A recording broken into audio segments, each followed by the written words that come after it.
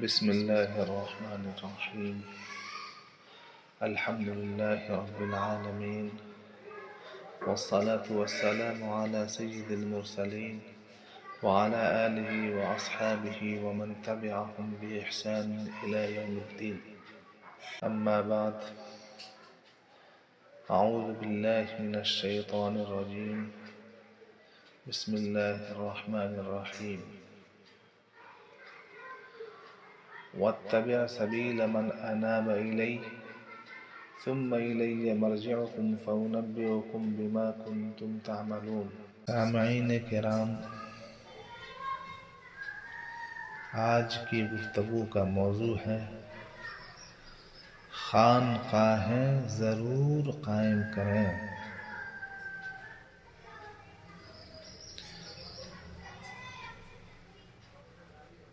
آیت پاک کا ترجمہ ہے،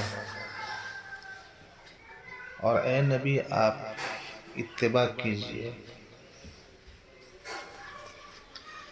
راستہ اختیار کیجئے ان حضرات کا جنہوں نے اللہ سے صحیح معنی میں تعلق رکھا، اللہ سے سچا اور پکا رشتہ رکھا۔ پھر آپ سب کو میرے پاس آنا ہے، اور جب آ جائیں گے تو پھر میں آپ کے اعمال کے بارے میں آپ کو بتلا دوں گا۔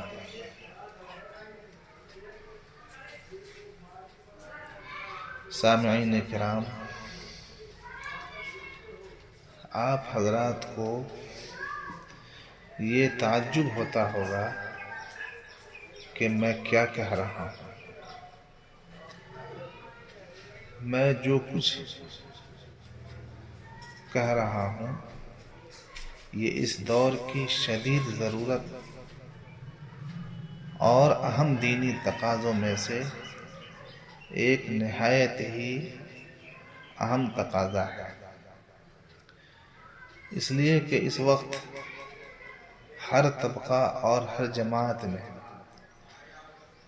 اس قدر فتنے ابھر رہے ہیں کہ اندازہ لگانا مشکل ہو رہا ہے، اور فتنوں کی وجوہات جگ ظاہر ہے کہ دین کا کام تو کیا جا رہا ہے، مگر جو اخلاص اللہ کے ہاں مطلوب ہے اس کی ہلکی بھی جھلک ہماری زندگیوں میں بمشکل دکھائی پڑتی ہے، جبکہ اللہ کا حکم یہ ہے کہ دین کا جو بھی کام ہو پورے اخلاص کے ساتھ ہو۔ حاضرین کرام،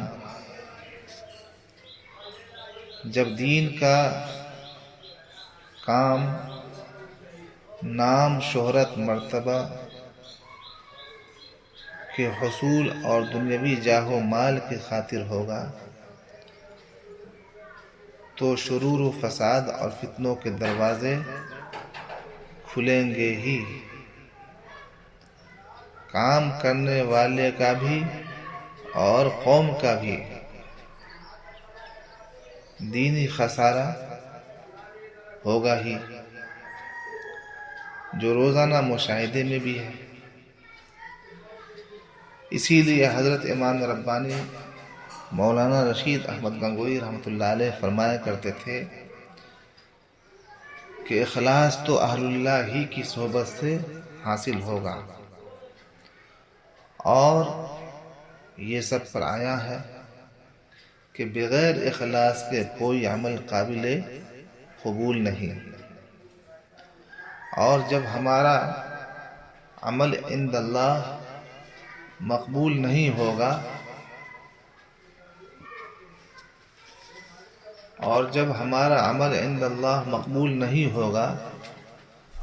تو پھر ہم دین کی کیا خدمت کر سکتے ہیں، اور ہم کس طرح دیندار ہو سکتے ہیں، یہ ہم سب خود ہی فیصلہ کر لیں۔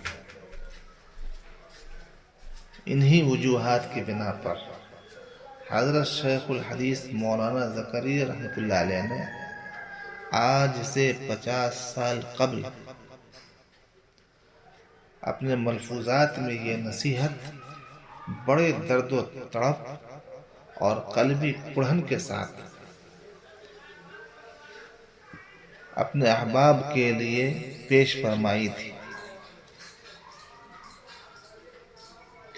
اور یہ فرمایا تھا کہ میں آپ لوگوں کو وصیت کرتا ہوں،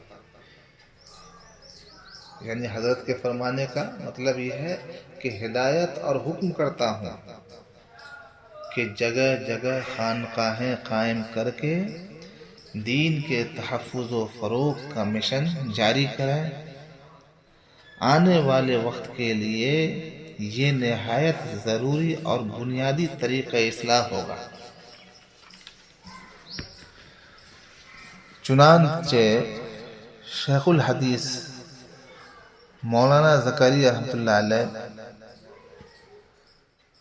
ملفوظات شیخ الحدیث صفحہ نمبر 18 پر فرماتے ہیں، آپ ہی کے الفاظ ہیں: میرے پیارے دوستو،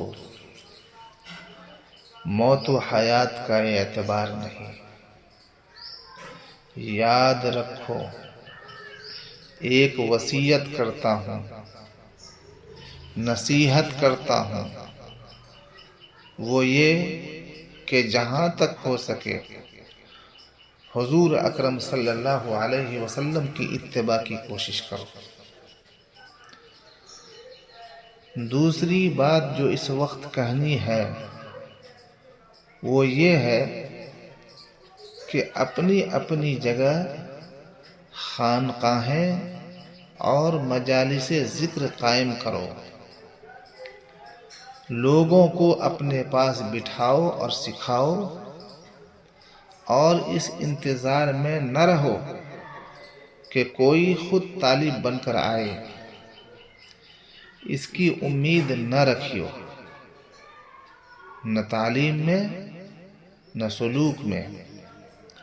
اب تو لوگوں کو اپنے اپنے مشغلہ سے کھینچ کر لانا ہوگا۔ یہ فرما کر حضرت دنیا سے رخصت ہو گئے۔ اب آپ حضرات خود ہی طے کریں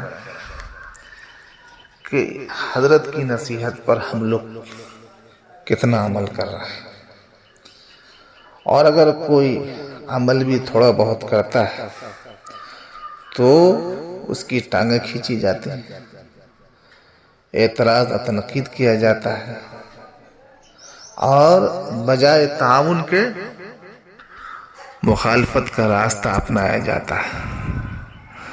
اب یہ بتائیے کہ مخالفین کی باتوں کو مانا جائے، ان کے رویے کو اختیار کیا جائے، یا قطب زمانہ شیخ الحدیث رحمۃ اللہ علیہ کی اس وصیت پر عمل کیا جائے؟ اس لیے میری گزارش ہے کہ جو حضرات جہاں بھی